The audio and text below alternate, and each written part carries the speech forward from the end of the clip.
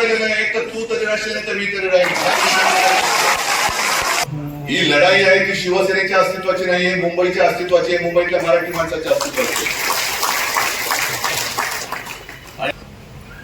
एका जिद्दीने आपण उतरलं पाहिजे आणि मोदींना सुद्धा आपण जो घाम फोडलाय.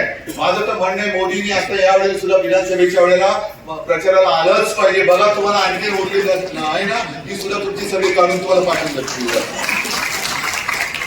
सुद्धा माझ्या साऱ्या पहिल्या कार्यकर्त्याला पाडायला देशाच्या पंतप्रधानांना बोलवावं लागलं. हा शिवसेनेचा विजय. तसं आपली सत्ता आल्यानंतर एमए माझे सुद्धा मी रद्द केल्याशिवाय राहणार नाही. मुंबईच्या हद्दीवारांचा माझी महापालिका समर्थ आहे आणि माझ्या स्वतः शंकराचार्य आपल्या घरी येऊन गेले आणि त्यांनी सांगितलं की विश्वासघातासारखा दुसरा घात असू शकत नाही आणि विश्वासघात करणारा हिंदू असूच शकत नाही. ते आग लावण्याचे धंदे हे करतील.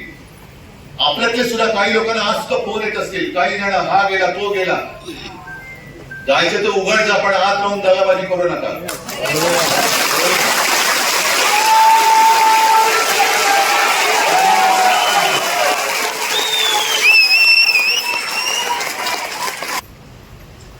आणि आपलं सरकार आल्यानंतर माझा तो विचार आहे पहिले धारावीचे टेंडरच कॅन्सल करायचे.